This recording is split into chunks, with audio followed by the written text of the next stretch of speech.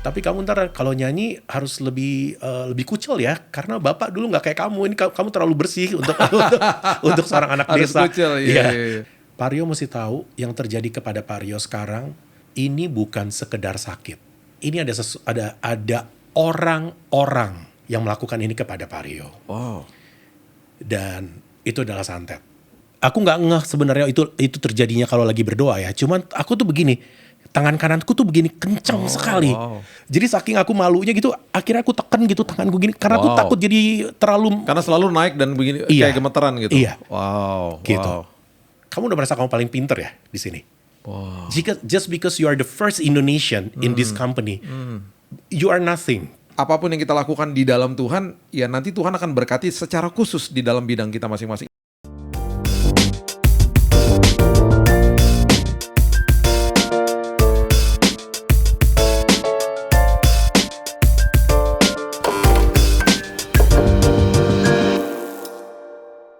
Sahabat Kopi, kembali dengan saya Billy Lantang. Hari ini kita kedatangan tamu spesial yang bernama Rio Silain. Yeay! Rio, waduh. Ya. Kita baru ketemu loh Rio ya. Kita baru ketemu di sebuah ibadah. Dan tiba-tiba abis gue khotbah, terus sebelum gue khotbah gue lupa tuh. Lo nyanyi. Lo keren banget. Setelah ya. Lo diundang ke atas, tiba-tiba nyanyi. Gue ngomong sama temen gue, gokil suaranya keren banget nih orang. Terus abis itu kita kenalan. Dan gue diberkati sih dengan perjumpaan singkat kita. Karena gue ngelihat sosok pribadi yang haus sama Tuhan. Dan ingin bertumbuh di dalam kebenaran. Dan bagi gue tuh udah sesuatu yang sangat inspiratif. Ada orang di musim ini yang akhirnya mengejar yang namanya kebenaran itu sendiri. Nah, seorang sosok Rio Silain ini adalah orang yang mempunyai musikalitas di bidang vokal pastinya, ya kan? Coba kisah lo, hidup lo seperti apa sih? Aku sebenarnya udah lama sekali bergelut di dalam dunia vokal dari kecil. Dari kecil. Dan aku dari keluarga besar. Oke.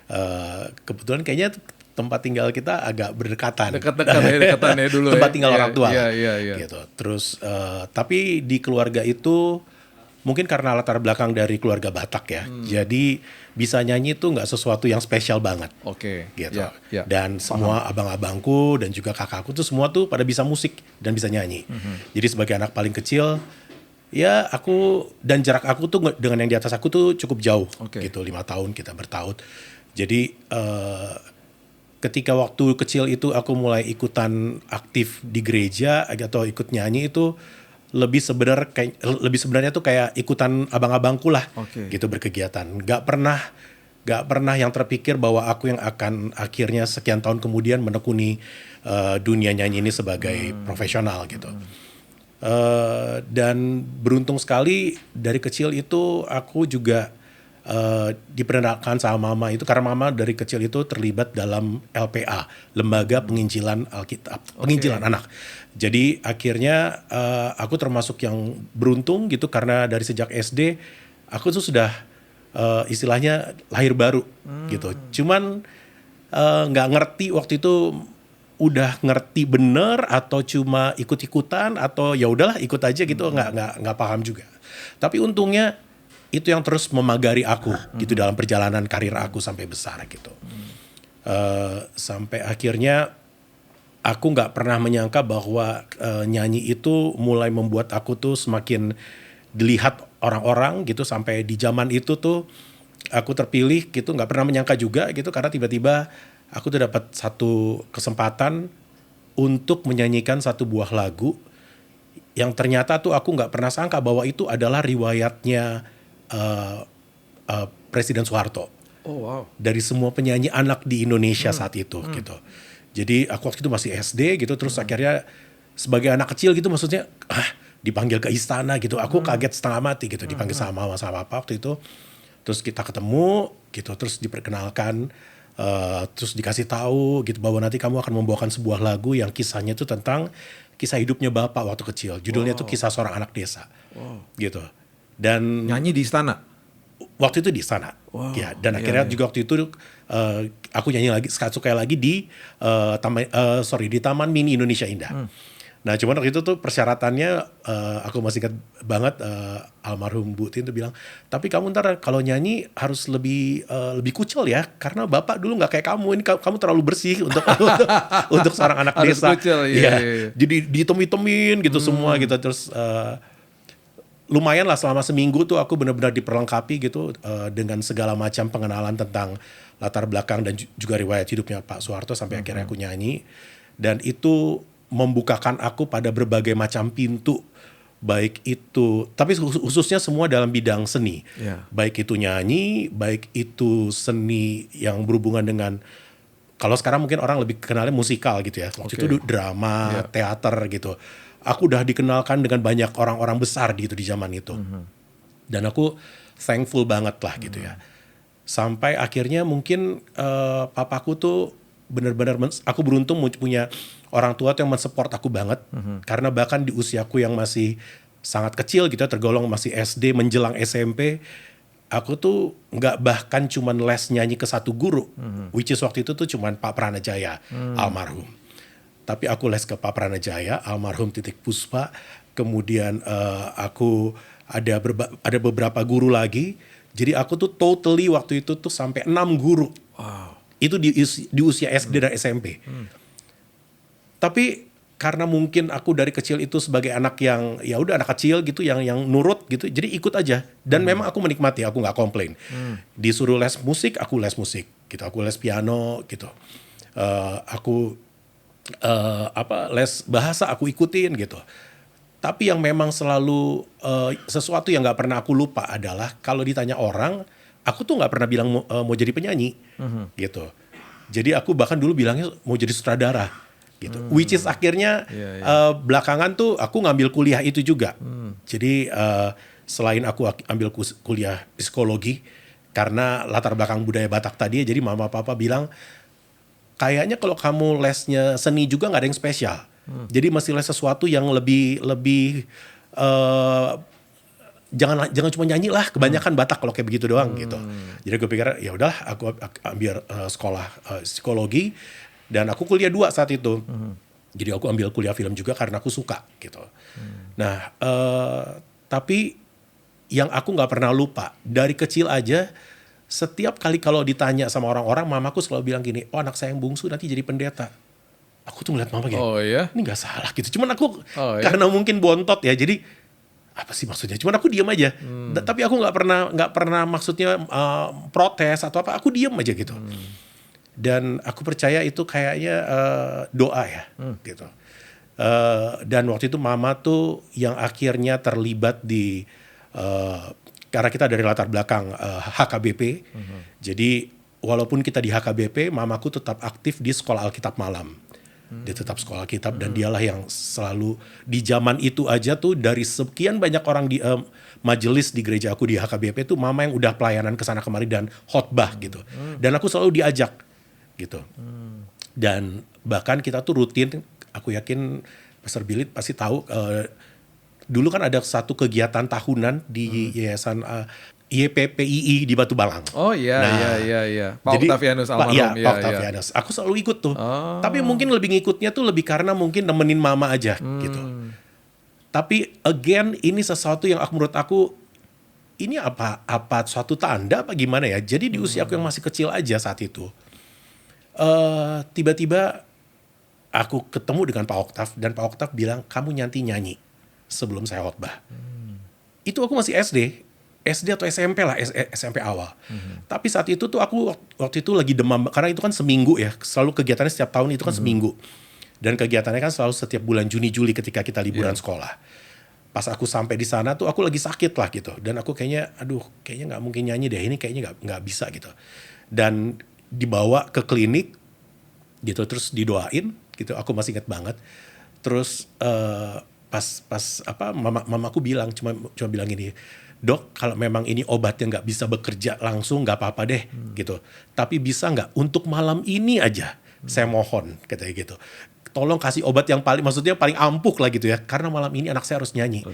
Ternyata itu mungkin para yang tugas itu kayaknya anak-anak yang juga in charge di yayasan tersebut gitu. Jadi terus oh ya kata dia gitu. Terus akhirnya yang aku kaget tuh dia bukan ngasih obat yang lain, dia malah panggil aku, yuk kita berdoa yuk. Wow. Loh, cuman aku pikir, aneh aku malah berdoa. Cuman ya aku ikut aja gitu.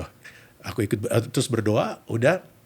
Dan benar aku tidur siang, malamnya aku nyanyi. Wow. Dan sejak saat itu tuh rutin akhirnya setiap tahun itu aku diundang untuk balik selalu ke Batu Malang untuk selalu ikutan tampil di ya istilahnya nyanyi lah gitu, kesaksian bersama dengan para pemuji-pemuji Tuhan yang lain lah gitu di zaman itu. Aku yang selalu ikutan dan itu masih kecil kan gitu.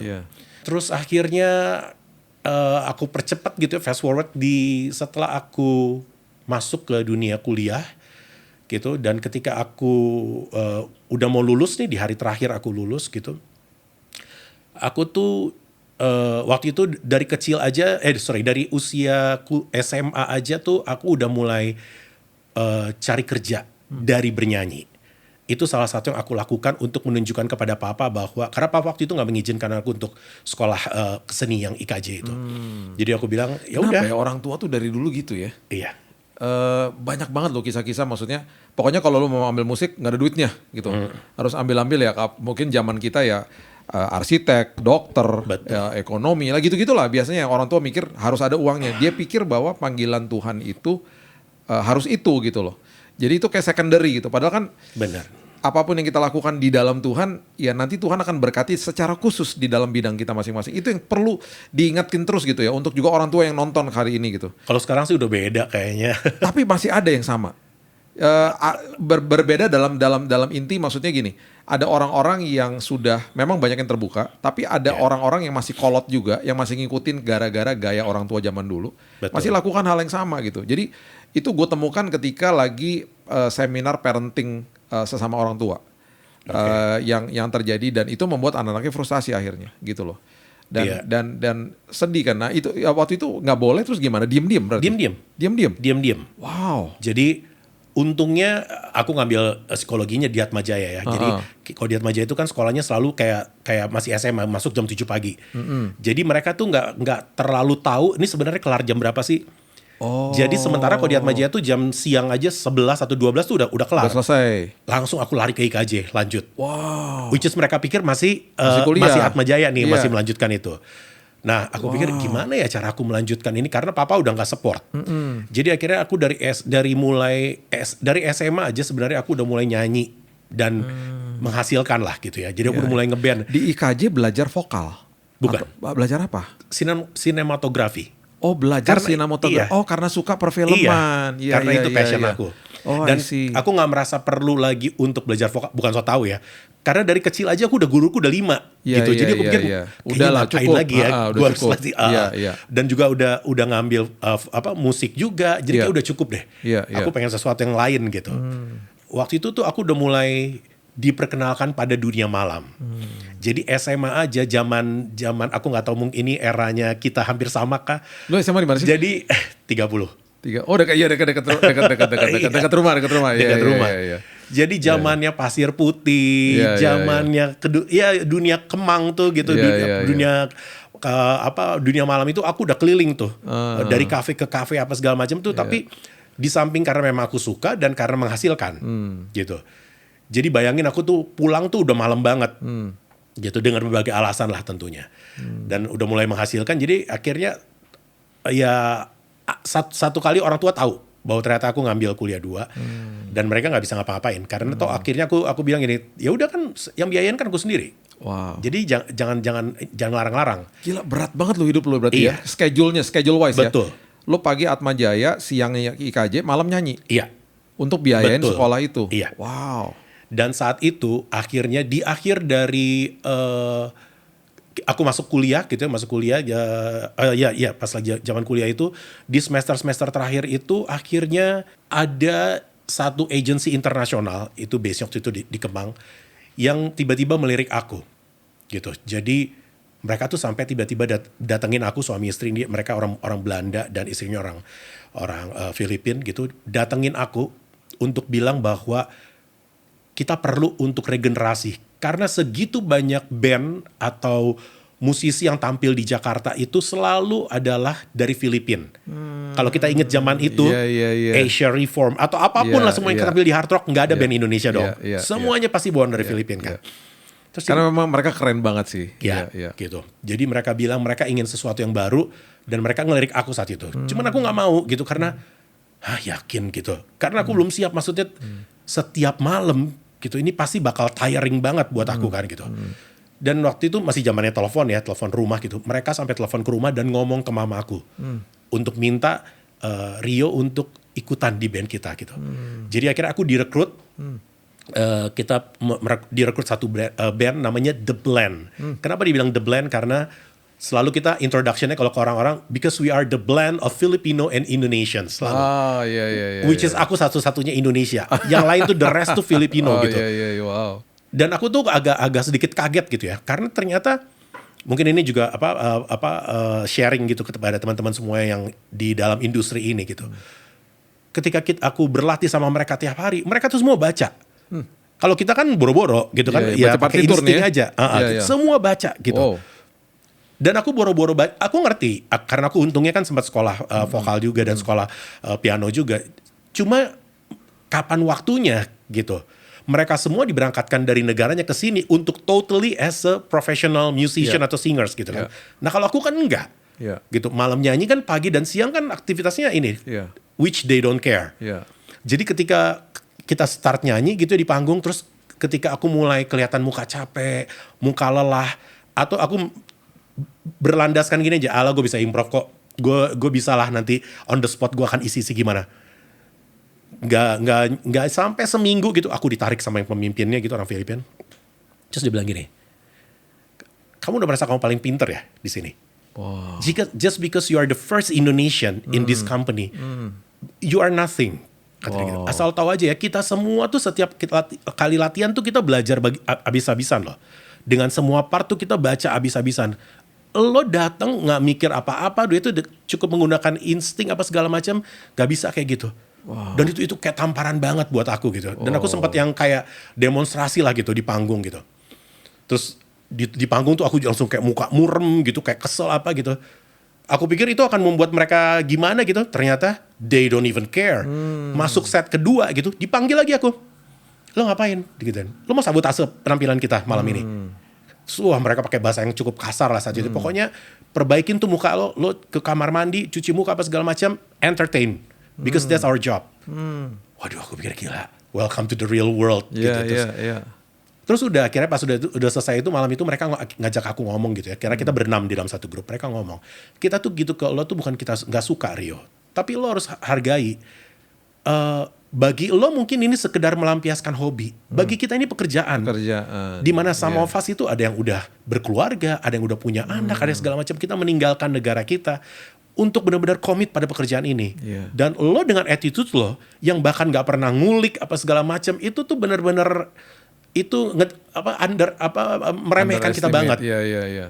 Itu yang kadang yang akhirnya perkataan itu yang membawa aku sampai sekarang gitu, ketika ketemu dengan para musisi lokal gitu ya, baik itu dalam dunia sekuler maupun rohani gitu ya, yang kalau begitu latihan terus nggak ngulik lagu, nggak bahkan dengerin tuh, aku kadang-kadang aduh, kalau rasanya mau ngomong, lo kalau ingat gue dulu gitu ya.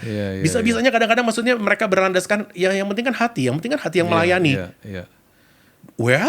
Maksudnya lu nggak merasa tanggung jawabnya lebih besar gitu? Gua kedatangan tamu Echa Sumantri yang mengatakan hal yang sama tentang ya nggak semua ya, tapi beberapa musisi-musisi yang justru ada di gereja yang dikasih tanggung jawab, tapi ya gitu nggak mau ngulik, nggak mau belajar, nggak mau mengasah skillnya lagi. Padahal itu kan kita berikan kepada Tuhan dan yang sudah memberikan terlebih dahulu talenta kepada kita gitu. Jadi maksudnya tidak mau memberikan yang terbaik. Jadi akhirnya itu jadi beban juga buat dia untuk ngeliatin orang-orang kayak begini. Padahal kalau dia ada di dunia sekulernya, dia melihat orang-orang tuh melakukan semuanya serba profesional, seperti yang barusan Rio kasih tahu nih. Orang segitunya sampai dia bilang tuh pekerjaan gue tinggalin keluarga gue. Lo kok take it for granted sih? Kalau lo kayak gini sampai lo ditegur sampai kayak begitu gitu. Ini kejadian di hard rock. waktu itu? Hard Rock Cafe. Di Hard Rock, dan aku waktu itu tuh udah akhirnya tampil di semua 5-star hotel Jakarta yang the bestnya lah, sampai terakhir itu di Grand Hyatt. Karena itu tuh yang semua yang nonton kita itu ya namanya kok udah di Grand Hyatt zaman itu ya. Iya. Yang nonton kita itu udah bukan cuman lagi ibaratnya kalangan-kalangan yang berpunya gitu, tapi bahkan orang-orang parlemen di situ, bahkan para presiden di situ. Terus aku tuh bersyukur banget gitu karena akhirnya aku terlibat di dalam company tersebut, dan aku tuh bisa hampir keliling dunia. Dari Grand Hyatt ke Grand Hyatt, Hyatt Regency, Park Hyatt, semuanya atas nama agency tersebut lah gitu. Akhirnya aku keliling, dan aku selalu dipikir orang, you are not Indonesian, kata dia. Kayaknya gak mungkin deh. Pertama Inggris lo terlalu bagus, terus kedua cara attitude kerja lo beda. Jadi dalam hati gini, aku bangga, tapi di satu sisi berarti kasihan juga ya penyanyi Indonesia ya dicap kayak begitu ya. Di satu sisi sedih begitu juga ya. gitu. Iya. Ya setelah lo ngelewatin semuanya itu prosesnya, akhirnya lo menjadi betul-betul pure profesional di situ. Lo belajar juga. Ya tampang lo juga tampang Filipino juga sih, orang juga pasti mikir. Lo nge-blend sama mereka kan jadinya kan. Nah, akhirnya itu menjadi stigma ya bagi banyak musisi Indonesia saat itu ya. Wow. Saat ini gimana saat ini? Kalau saat ini ngelihat saat ini yang terjadi, itu kejadian kan beberapa tahun yang lalu ya. Masih sama ya. Masih sama. Bahkan sekarang lebih parah. Yaitu gini, kalau waktu itu kita mau nggak mau karena dunia digital itu belum seperti sekarang gitu ya. Jadi kita mau nggak mau harus istilahnya gini. Kita waktu itu punya rules, setiap kali kalau kita tampil membawakan lagu cover yang sedang hits gitu ya, baik itu lagu Indonesia maupun lagu Barat, kita harus dengan aransemen yang baru, aransemen yang berbeda. Sampai ada saatnya waktu itu tuh, ketika ada lagu-lagu tertentu yang sedang hits itu kita bawakan di Grand Hyatt waktu itu. Dan itu misalnya kita bawain lagunya siapa, entah misalnya Krisdayanti atau Vina atau siapapun, yang nyanyi itu bisa di situ. Bahkan yang nonton itu bisa ADMS, ada semua gitu, karena mereka pengen tahu. Ini luar biasa ya band Filipina ini ya, mengaransemen ulang kan. Sementara kalau sekarang kan enggak. Ambil aja YouTube yang ada. Udah tinggal isi. Udah. Wow, berarti mereka datang karena you guys memang perform really well ya. Iya. Udah keren I banget. have to say that. Dan kita aransemen ulang kan. Wow. Gitu. Iya. Udah gitu begini, kemampuan mereka kan kita agak beragam nih. Ada yang istilahnya ada yang bisa agak lebih strong di dalam classical, ada yang mungkin lebih ke R&B, ada yang apalah segala macam. Jadi ketika kita tahu kemampuan kita, terus tapi kita terima request yang atau saat itu sedang hits, ternyata lagunya di luar genre dan juga skill kita nih, kita kan kita akan twist gitu, kita akan buat arrangement ulang gitu supaya bisa dengan kita. Jadi nggak jarang kita bawakan lagu-lagu misalnya lagu-lagu yang pop yang pernah hits gitu. Tiba-tiba nanti penyanyi denger, loh kok bisa jadi begini aransemennya gitu. Mereka sama sekali yang benar-benar nggak nyangka gitu, karena kita benar-benar recycle ulang. Gitu. Jadi ini istilahnya dulu kayak dibilangnya ada istilahnya band top 40 nih. Iya kan, biasa kan gitu ya istilahnya ya. Betul. Yang nyanyi di kafe-kafe gitu-gitu ya. Betul. Nah kalau yang di Grand Hyatt itu di mana lokasi, di lounge-nya atau di Fountain Lounge? Di Fountain Lounge itu. Di Fountain Lounge. Iya. Gitu. Gue pernah tuh duduk di situ. Jangan-jangan gue pernah lihat dulu.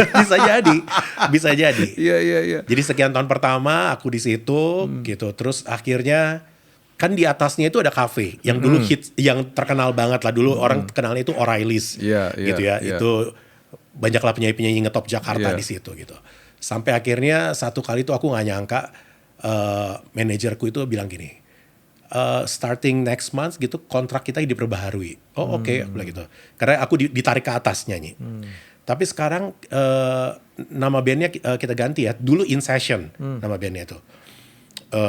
Oke, kalau gitu. Terus aku diam aja gitu. Iya, starting next month the name is Rio Silain and Friends. Aku yang, lu serius gitu.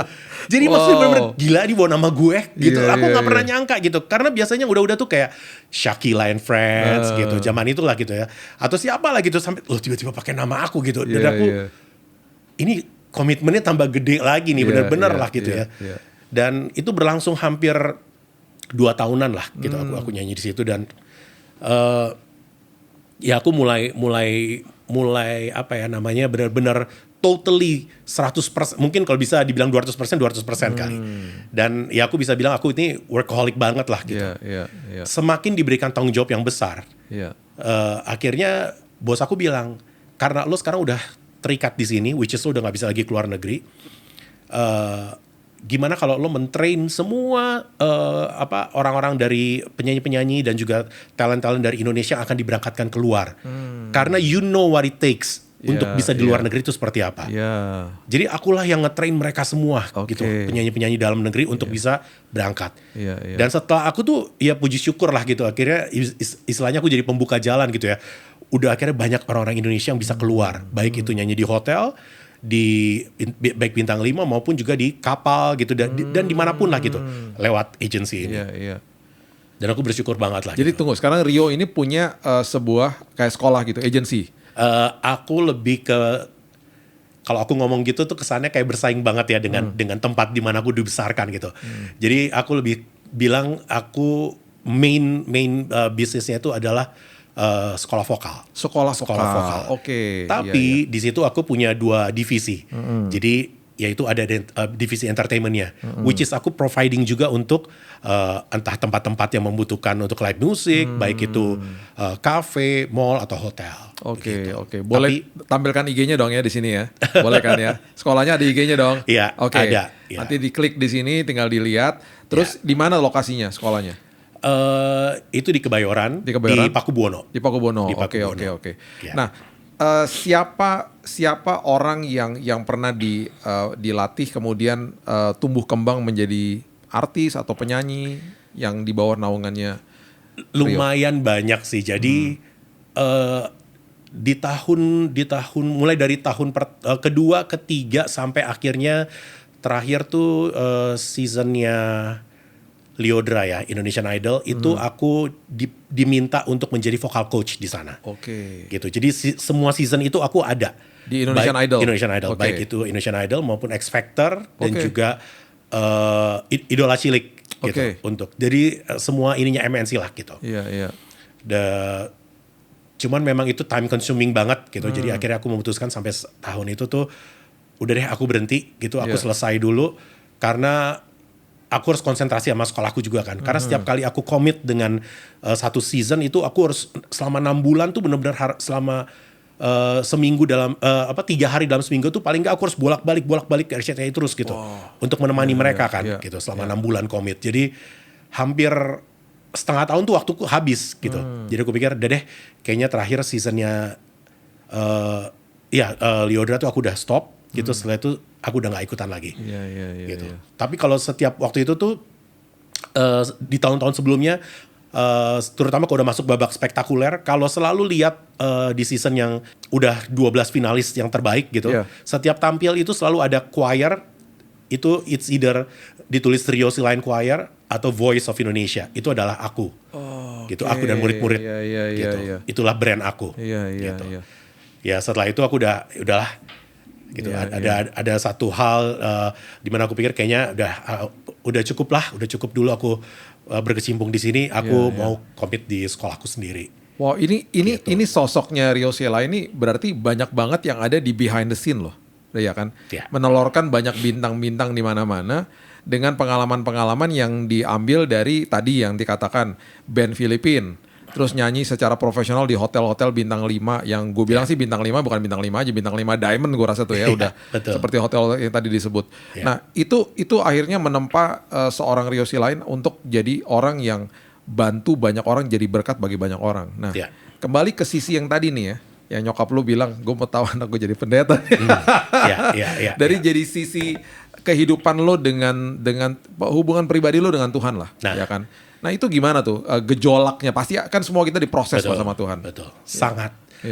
Jadi waktu aku keluar negeri itu mungkin ada sekitar 10 tahun kali ya, nggak balik ke Jakarta gitu. Kalaupun balik tuh hanya mungkin perpanjang paspor atau itu karena papa dan mama meninggal gitu ya. Jadi aku balik ke Jakarta. Setelah itu berangkat lagi udah gitu aja terus gitu. Sampai akhirnya aku memutuskan untuk balik ke Jakarta dan pas di 2 ulang tahun aku ya 2 tahun yang lalu gitu. Terus which is di bulan ini juga, which is aku baru merayakan minggu lalu gitu ya. Tunggu. Lo baru merayakan ulang tahun di bulan Januari? Iya. Sama lo sama gue Januari. Oh ya? Iya. Aku 24 Januari. Kurangin 12 tuh ulang tahun gue. Oke. Wah gokil dong kita sama-sama. Lo berarti udah Aquarius ya? Iya. Oke. Gue masih Capricorn. Oh oke. Ya. Oke. gitu. Terus saat itu tuh ada seorang pendeta yang telepon aku. Jadi waktu itu ulang tahun aku dirayain gitu sama murid-murid. Waktu itu dirayain di hotel lah gitu. Terus pas balik, aku lihat nih ada miss call dari salah seorang pendeta. Yang aku tuh nggak terlalu kenal-kenal banget. Kenal tapi maksudnya nggak deket banget gitu. Terus aku pikir GR kali ya. Ini paling mau ngucapin ulang tahun atau mau apalah gitu. Udah selesai gitu. Udah. Nggak berapa lama setelah itu, mungkin hanya hitungan 2 hari atau 3 hari, aku sakit. Dan aku kena stroke. Oh wow. Ya, 2 sekarang tahun aku masih, lalu ya? 2 tahun yang lalu. Dan sekarang pun aku masih dalam pemulihan. Wow, tapi nggak kelihatan Gitu. loh, Rio. Puji Tuhan. Wow, oke. Kalau jalan mungkin nanti kelihatan. Oke, wow. Jadi kemarin tuh waktu aku mau naik ke panggung tuh aku, Iya, aduh iya. Tuhan Yesus gitu-gitu. Aku tuh berusaha banget, maksudnya jangan sampai orang jadi feel pity gitu Iya, atau iya. jadi gimana. Aku tuh nggak pingin begitu gitu. Iya. But anyway gitu. Terus akhirnya pas aku sakit itu, terus aku masuk rumah sakit. Karena nothing to do gitu ya, akhirnya aku mulai tuh lihat-lihat handphone gitu. Terus loh waktu itu ada WA dari pendeta ini nih, which is dia di Manado. Aku belum balas gitu. Terus aku WA dong. Halo ibu pendeta. Halo ibu, maaf kemarin saya gini. To make the story short, dia cuma bilang, Pak boleh saya telepon sekarang? Kok segitu straight to the point ya, dalam hatiku nggak bakal ngucapin ulang tahun loh gitu. Kayaknya dia harusnya tahu deh gitu, karena dia maksudnya kita berteman di IG juga kok, dia nggak ngucapin apa-apa loh. Langsung saya boleh telepon. Oh oke gitu. Terus saya terbangun gitu dari tempat tidur gitu, terus udah saya buka gitu kan, saya speakerphone karena saya belum terlalu bisa begini. Iya bu, kenapa gitu. Dia langsung bilang, saya nggak akan nanya ke Pak Rio apa yang terjadi, tapi saya tahu Pak Rio dalam keadaan yang tidak baik. Itu aku terdiam banget.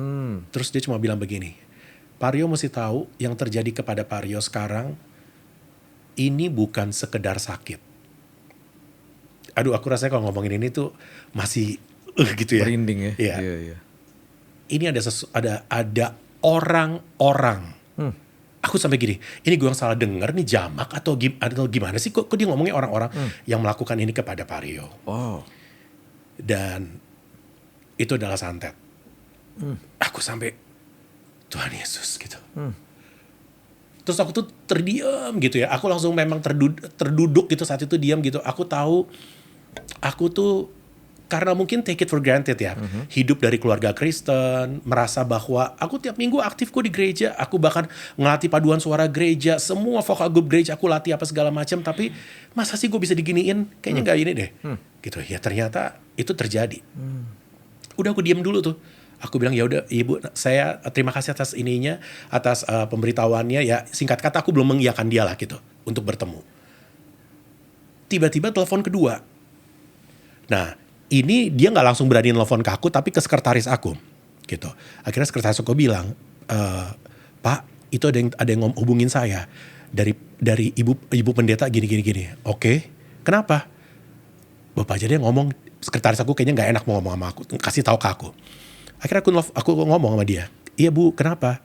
Gini pak, saya nggak berani langsung ngomong. Saya kasih aja link ibadah saya hari Minggu kemarin. Maksudnya, Pak Rio nonton aja, nanti lihat bapak waktu bapak khotbah. Oke, terus ya udah aku tonton gitu. Apa sih yang weird apa gitu, nggak ada yang ini, kok bisa-biasa aja, khotbah biasa apa segala macam. Pas doa syafaat. Jadi dia lagi berdoa gini, mari semua jemaat kita bangkit berdiri, kita akan berdoa gitu. Terus dia berdoa. Terus dia diam gitu. Terus aku gini, kok dia gak mulai-mulai? Oh lagi baca kali atau apa gitu. Tiba-tiba dia nangis sesegukan. Dia nangis sampai gitu. Aku sampai ini ada apa sih gitu.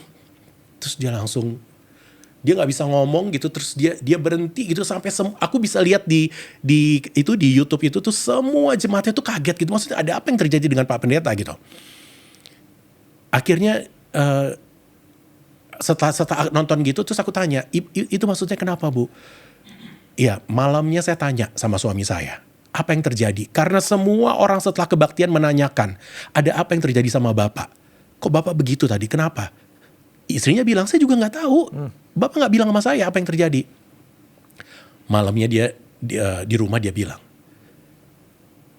saya ngelihat penglihatan yang jelas tentang Pak Rio. Rio siapa Pak? Karena dia bilang di jemaat saya nggak ada yang namanya Rio gitu. Rio Silayan. Which is dia pernah bertemu dengan saya waktu itu sekian tahun yang lalu tapi udah lama banget gitu. Pas kebetulan kita pelayanan bareng, dia khotbah saya kesaksian gitu. Dia di daerah Bekasi. Terus akhirnya dia cuma bilang kalau Pak Rio ada waktu saya boleh datang sama suami saya untuk mendoakan. Terus saya pikir gini, ini kayaknya udah sesaatnya saya membuka diri deh. Kayaknya ini maksudnya udah terlalu aneh gitu. Dua orang ini bukan pendeta tempat di mana saya beribadah, bahkan satu di Bekasi dan satu lagi kejauhan gitu di Manado gitu. Bisa melihat saya gitu. Ini ada something gitu kayak yang Tuhan ingin bukakan gitu kepada saya dan maksudnya ingin bicara sama saya. Akhirnya dia datang nggak sendiri dong. Saya ngeliat gitu dia dengan beberapa orang. Terus waktu diperkenalkan tuh saya langsung agak shock sih ketika Pak Rio perkenalkan ini hamba Tuhan juga namanya ibu ini begini. Mereka tuh dulu bukan beragama Nasrani. Jadi mereka dulu nih adalah dukun ini dan ini. Dalam hatiku mesti banget ya introduksinya begini. Jadi kayaknya seakan-akan kayak gue bawa pakarnya gitu kayak seakan-akan begitu gitu. Terus aku diem aja udah. Terus akhirnya dia bilang. Di penglihatan saya waktu saya berkhotbah hari Minggu kemarin tuh saya lihat bahwa Pak Rio itu seperti tertutup gelap gitu awan hitam dan bahkan seperti kayak laba-laba gitu. Dan saya harus ngomong Pak bahwa saya ngelihat Pak Rio tuh udah nggak bernyawa. Dan saat yang sama aku sedikit forward gitu ya. Aku waktu itu udah balik saat itu tuh aku lagi menunggu, aku lagi udah mulai pindah ke rumah, tapi rumahku itu tuh belum jadi. Jadi aku masih tinggal di kantor, ada satu kamar yang aku siapkan, dan waktu itu aku dengan ini caregiver aku gitu. Dia juga mimpi satu malam gitu ya di saat itu bahwa dia ngelihat aku tuh sudah meninggal. Gitu. 2 kali dia melihat begitu, dan itu dimimpikan oleh dia dan juga ada salah satu orang lagi. Jadi saya bilang ini sih kayaknya nggak main-main sih. Ini nggak main-main nih kalau kayak begini. Sampai semua orang tuh udah kayak begitu. Bahkan ada salah satu orang tua murid yang di minggu yang sama dia sedang tidak berada di Jakarta. Jadi dia hubungin saya karena dia bilang aku minta maaf ya aku nggak bisa gabung dengan semua orang tua murid dan juga murid-murid kemarin ikut perayaan pestanya Pak Rio di hotel gitu. Oh nggak apa-apa mam gitu. Tapi bukan itu sebenarnya yang mau kasih tahu. Kak Rio tahu nggak saya lagi di mana? Nggak tahu. Mohon maaf nih, saya kan teleponnya malam-malam. Jadi dia telepon saya tuh udah agak-agak malam gitu. Which is saya pikir agak nggak ada jam lain ya telepon saya gitu. Dia lagi di Roma, lagi ziarah. Dia juga mengimpikan hal yang sama tentang saya. Gitu saya pikir ini udah terlalu luar biasa sih. Dari berbagai penjuru loh gitu Tuhan bisa maksudnya membuat kasih warning gitu ya ke saya. Dan akhirnya singkat kata saya didoakan pelepasan gitu bahkan. Saya mengundang pendeta waktu itu dari Manado itu untuk datang ke Jakarta dan saya dibaptis ulang lagi saya sampai dibawa saya pikir kan tadinya yang penting air lah ya gitu. Jadi yang dekat saya itu ada satu hotel gitu. Saya pikir di situ aja. Nanti saya charter lah kolam renangnya kalau untuk sekedar dibaptiskan gitu. Nggak bisa. Ini mesti air yang mengalir. Gitu. Jangan yang biasa-biasa gitu. Akhirnya saya dibawa ke Ancol tuh saat itu.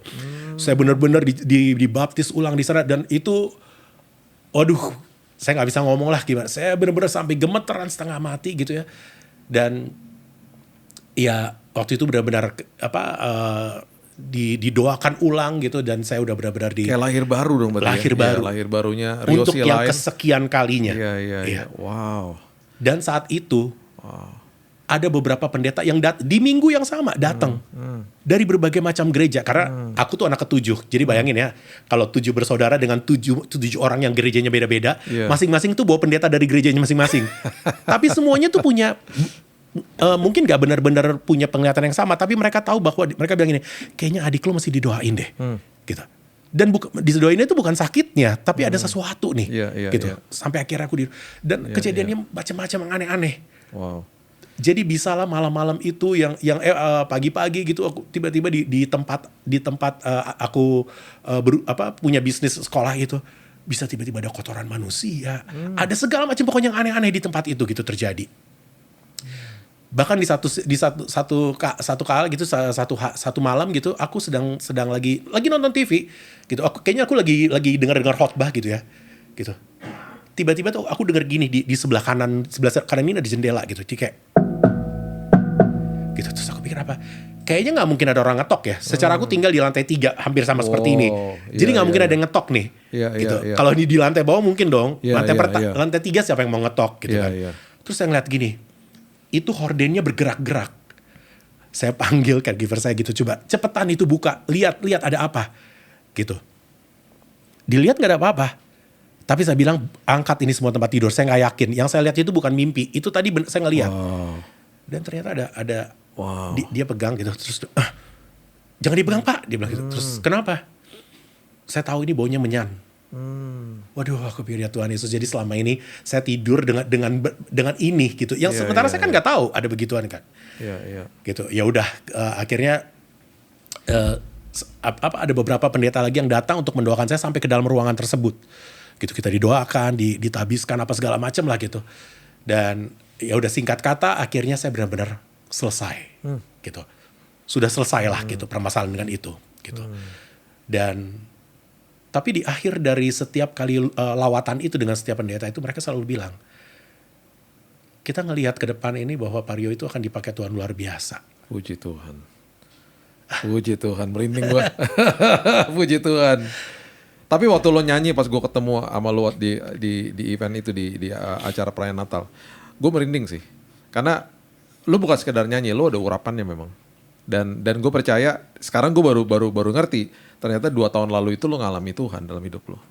Lo bukan sekedar nyanyi. Jadi gue sampai bilang sama temen gue bilang gokil suaranya. Terus gue ngerasa ada special anointing on you yang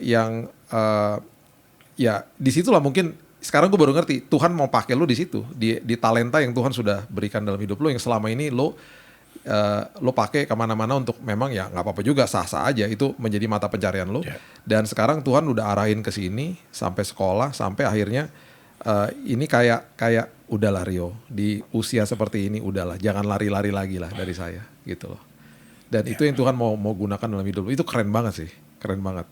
Makanya gue langsung bilang sama lo, Rio, gue ngerasa ada sesuatu yang belum selesai tuh, karena gue mesti buru-buru balik waktu itu kan. Gue bilang, lu ke podcast gue deh. Gue pengen denger ada sesuatu, kayak ada suara di sini, gue tau gak? Bill, undang ke podcast lo gitu. Makanya gue bilang sama lo kan, Rio, lo harus datang ke podcast gue. Gue pengen denger kesaksian lo. Karena ada sesuatu yang lo kayaknya harus sampaikan supaya orang dengar itu jadi kesaksian yang hebat. Ini nih, ternyata ini. Kan luar biasa, gue gak pernah denger kesaksian ini kan. Dahsyat banget sih. Dan memang beda loh. Lo, apa ya, lo bilang lo sakit, stroke segala macam, you look healthy, you look well, you look radiant dong mukanya, gitu. Waduh. Itu pasti kan, itu kan pasti kalau bukan Tuhan nggak mungkin lah. Dan gue percaya kalau udah kayak begini, Tuhan akan bawa lo naik bukan turun, jadi kepala bukan jadi ekor, karena itu memang kan janji Tuhan yang luar biasa bagi setiap anak-anaknya. Dan ini terkonfirmasi kan berarti kan 2 tahun lalu, dan sampai hari ini. Ya itu makanya itu yang gue rasain, yang tadi gue bilang sama lo, gue ngerasa ada sesuatu nih, ini orang rindu mau bertumbuh terus di dalam Tuhan gitu. Ya ternyata inilah keren banget. Gimana selama 2 tahun terakhir ini, setelah lu dinyatakan, kemudian lu ngalami juga pasti kan kesembuhan juga dong, pemulihan kayak gitu-gitu. Gimana tuh terakhir kesini? Jadi waktu itu aku sempat terakhir check up itu karena gini, aku tuh merasa gini, kenapa setiap kali kalau aku nggak ngeh sebenarnya itu terjadinya kalau lagi berdoa ya. Cuman aku tuh begini, tangan kananku tuh begini kenceng sekali. Wow. Aku pikir nih kenapa ya gitu. Akhirnya aku berobat ke beberapa dokter, termasuk ke Penang gitu. Terus ya dokter sini tuh malah kasih obat yang dibilang ini mungkin bisa jadi mungkin masih ada yang tertinggal lah gitu dari bekas ini kemarin, dan bisa jadi ini kayak gejala seperti orang ayan gitu, dikasih obat seperti itu gitu. Jadi aku kasih obatnya gitu. Aku kasih lihat obatnya gitu, terus beberapa dokter bilang nggak usah ini nggak usah dimakan gitu, udah. Terus ada salah seorang yang dia itu waktu itu aku lagi kesaksian pujian, terus dia istrinya itu memang bergerak di bidang kesehatan lah gitu, terus dia bilang memang terjadinya gimana Bang Rio gitu, terus dia bilang ya jujur sih kalau cuma pas lagi kebaktian ya. Sampai kadang-kadang tuh aku kalau lagi ibadah gitu, karena aku malu. Terutama kalau aku lagi gereja yang bukan karismatik ya. Kalau karismatik mungkin adegan begitu tuh agak lebih bisa diterima ya, begini kan. Nah kalau di HKBP gitu kan pasti ngapain nih gitu, atau di GKI gitu ya. Ini ada-ada aja nih kenapa gitu. Jadi saking aku malunya gitu, akhirnya aku tekan gitu tanganku gini, karena aku takut jadi terlalu. Karena selalu naik dan begini kayak gemeteran gitu. Iya. Wow. Gitu. Nah tiba-tiba di Desember kemarin pendetaku yang doain aku yang dari mana itu dia datang. Pak Rio, saya kebetulan saya lagi di Jakarta lagi pelayanan. Oh kita ketemuan Bu gitu. Terus aku bilang, aku ajak dia ke rumahku waktu itu untuk akhirnya dia juga doain apa segala macam gitu. Terus aku bilang, Bu saya mau tanya deh, saya kok mengalami hal kayak begini ya? Apa ini masih dalam penyakit yang kemarin gitu? Maksudnya masih belum penyembuhan atau gimana? Dia langsung berbahasa roh gitu, haleluya gitu. Aku sampai, loh kok ditanggapinnya begini gitu. Terus aku tunggu sampai dia diam gitu kan, aku diam gitu. Terus aku nangis gitu. Terus udah selesai, terus dia ngomong gini, Pak Rio bersiap ya. Apa yang Pak Rio alami itu yang saya alami dulu ketika awal. Maksudnya apa Bu? Sama gitu. Itu kuasa penyembuhan dari Tuhan. Yes. Itu gak bisa diberikan kepada semua orang. Kuasa penyembuhan itu hanya diberikan kepada orang-orang tertentu. Aku sampai gini, ini serius gitu. Maksudnya simpelnya gini, gue siapa? Gitu. Maksudnya gini, aku selama ini aja, ya bohong lah ya kalau aku nggak tahu kemampuanku bernyanyi gitu ya. Tapi aku untuk menjadi worship leader aja, aku tuh nggak berani. Karena latar belakangku juga aku dari HKBP gitu ya. Jadi dan aku merasa begini, gila. Lo kalau bisa berani naik ke situ lo nggak main-main lo. Gitu. Jadi paling banter aku berani aja sebagai singer atau kesaksian pujian. Karena buat aku itu tanggung jawabnya lebih kecil, padahal nggak juga kali, ya kan sama aja gitu. Cuman aku membuat hatiku tenang dengan begitu. Paling nggak kan gue udah gitu. Gue nggak tanggung jawabnya nggak sebesar worship leader, padahal sama bilang gitu kan. Cuman kan kalau worship leader kan aku mesti pengetahuan ayatku apa segala macam mesti dong untuk bisa mengajak dan juga mengencourage jemaat kan. Jadi aku pikir lebih gampang lah kalau cuman singer gitu. Dan aku selalu menolak gitu. Iya ternyata kayaknya next one ini kayaknya WL dan Hotban ini. Aduh. Rio, coba dong dengungkan 1-2 phrase dari sebuah lagu. Go ahead. Yang ada di hati lo. Aduh. Apa aja? Sanggup gak ya aku? Kadang-kadang hati itu masih apa ya, selalu nangis gitu kalau terharu. It's okay. Gitu. It's okay. Ini satu buah lagu yang dari dulu tuh aku sering bawakan gitu ya. Jadi dari dulu nih sampai aku dikenal banget di gereja itu pokoknya kalau setiap kali ada upacara pentahbisan atau kawinan atau apa pasti Rio Silayan yang nyanyi gitu. Sampai kadang-kadang tuh aku udah terlalu banyak kali ya nyanyi di acara-acara begitu sampai aku nggak kenal. Iya dulu kita waktu merit tuh kamu nyanyi loh. Dulu kita waktu ini kamu nyanyi katekisasi kamu. Ini yang mana lagi? Aku ya aja lah gitu ya. Which is itu tuh The Lord's Prayer. Oh wow. Ya. Oke, go ahead. Aku nyanyiin pas di ini nyanyi aja deh. Yes. Nggak usah full ya. Gitu. Yes. For thine is the kingdom and the power and the glory forever.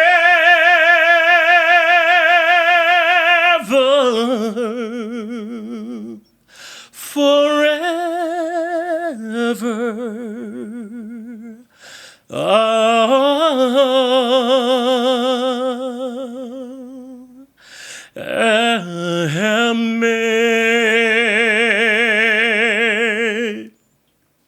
Wow, gokil. Undang.